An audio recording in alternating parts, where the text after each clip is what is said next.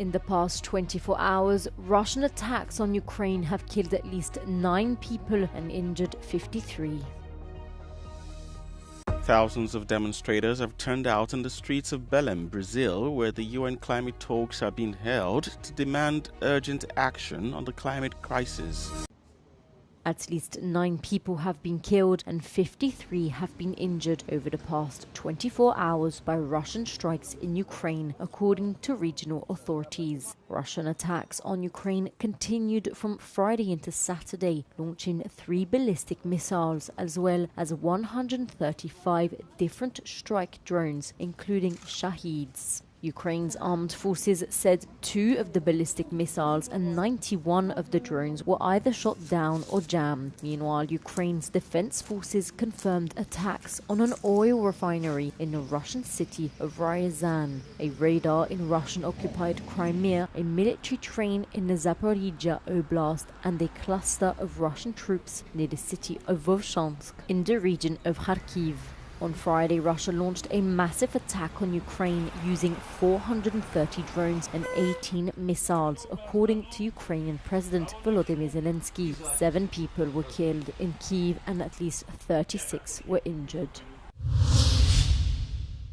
Thousands of protesters took their message again to the gates of the COP30 climate talks in Brazil, blocking the venue in a peaceful standoff. Indigenous communities, Brazilian youth groups and activists joined the march in their thousands to call for action during the crucial UN climate summit.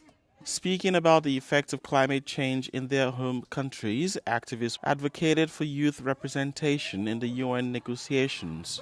This is the future that we are talking about. It is about the survival of our species. And yet, the decision makers sitting at the table today, those in the negotiation panels, those who are at the blue zones and their air-conditioned rooms, are talking about, the people, and yet the actual victims, the actual communities are not in the table, are not in the conversation. It was the first time in 3 years that protesters had been allowed to demonstrate outside the UN climate talks.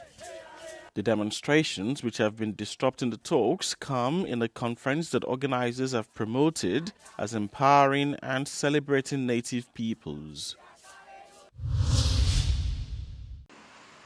Communist candidate Janet Jara and her far-right opponent José Antonio Cast will face off this Sunday in Chile's presidential elections after 4 years in office of leftist Gabriel Boric. While issues of security have been central in this campaign, centre-right Evelyn Matei has promised jail or cemetery for criminals.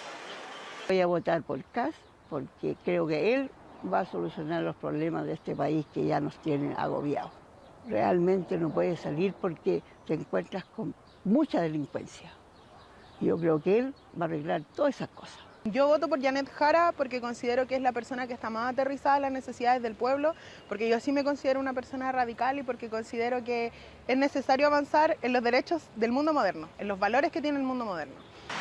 Jara, a former Labour minister and the only representative of the Unity for Chile bloc, has already made history by becoming the first communist to lead a unified left-wing ticket.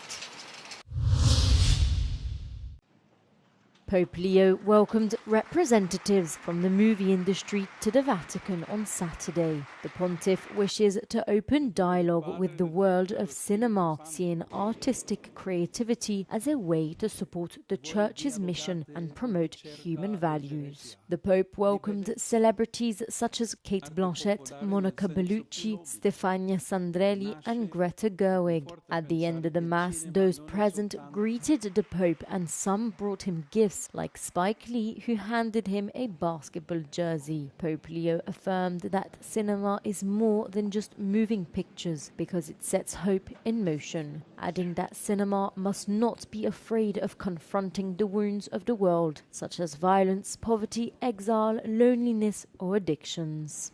Pope Leo recently listed his favourite films, including The Sound of Music and the 1997 comedy drama Life is Beautiful.